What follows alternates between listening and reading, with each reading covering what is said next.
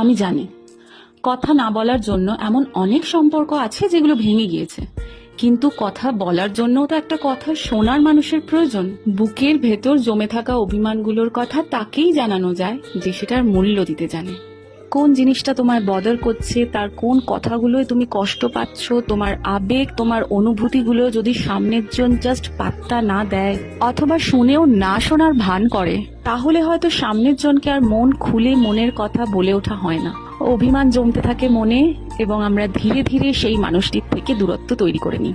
হ্যাঁ, অনেকে বলে মান অভিমান তো মিটিয়ে নিতে পারিস, কিন্তু কি বলতো, মান অভিমান মিটিয়ে নেওয়ার জন্যও তো সামনের জনেরও সেই ইচ্ছাটি থাকা প্রয়োজন।